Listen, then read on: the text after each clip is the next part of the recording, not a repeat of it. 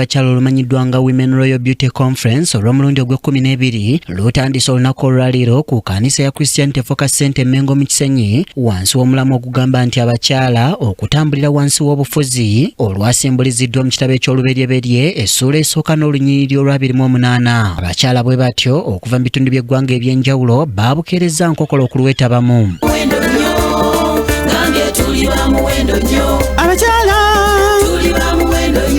Golokoka tulina kuyirira feba mama bense ekyokulabirako nibifuna nate anina yamanyiti. Olukuŋŋaana luno lulimu emisomo egy'enjawulo era nga mu misomo egisooseewo omusawo Mujuni Christopher ayigiriza ku ngeri y'okwetangiramu endwadde ez'enjawulo omuli kookolo. Bino osobola bifuna naye bw'otabijjanjaba bisobola okuviiramu okulimu okufuna olubuto oba n'ofuna embuto nga zibeera nga zivangamu. Ne twogera ku bintu, ne twogera ku bulwadde bwa kookolo oba gye tuyita kansa, ne twogera ku kansa w'abaana, omumwa gw'abaana, ne twogera ku kansa w'ebbeere.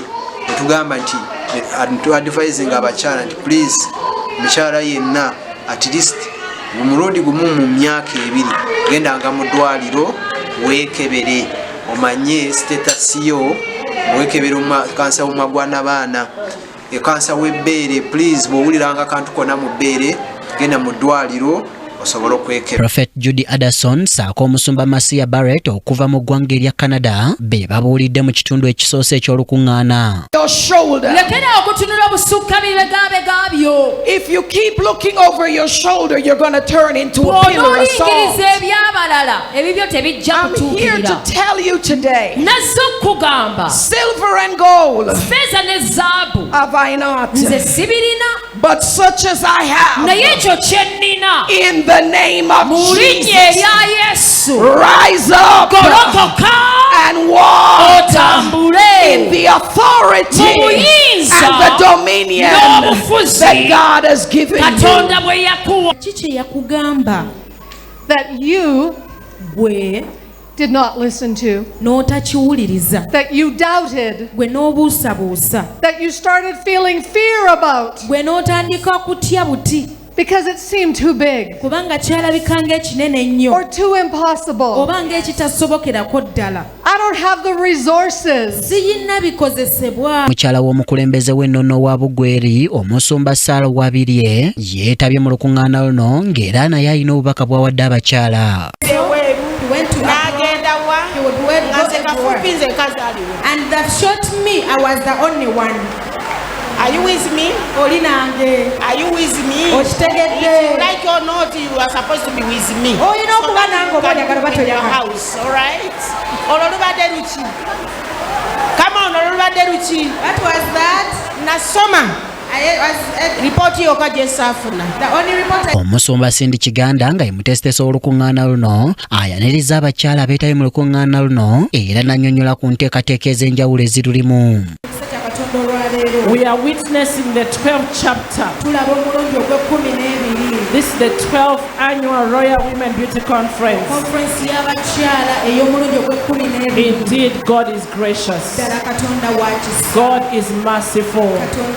If it wasn't of the Lord, we wouldn't be here. And acidic to the devil. Then tomorrow morning, we are here exactly 9 a.m. the whole day. Don't miss any preacher. Your life will not remain the same. We are here to walk in dominion. We have heard about dominion. It's time to exercise dominion in our lives, especially us as women. We are women on assignment. We must dominate in our area, in every area of our lives, financially, spiritually. We must dominate. Y'omusumba Doreen Mwesigye abuulidde abakyala nga bwe balina okubeera ab'amaanyi okusobola okutambulira mu bufuzi so ng'era kinogaanyizza nti kino balina okukituukako nga balina Katonda. Power and might mulimu amaanyi n'obuyinza in your hand. mu mukono gwo. It is to make great and to give strength to all. You see how big God is. He has power, He has honor, He has riches, He can make it happen. So when we are connected to Him, we become powerful. And it's the powerful that dominates. The weak ones can never dominate. My women, we have to be powerful in order to walk in dominion. We have to be in control in order to walk in dominion. But there is no way you can do it unless you know your. Ono bw'atyo yennyamidde ku lw'abakyala abamu abakuze mu myaka abasuula mu guluka eby'obufuzi byonna ne babirekera abaami. We are just growing in age. No dominion. No dominion. We have allowed men to dominate over us. We are supposed to be submissive, yes.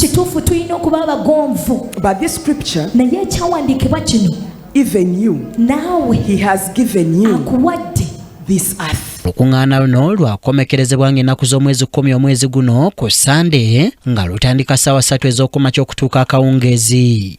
Kabagahe Mary Rose yakusakidde eggwire lino ku KTV Amalindire.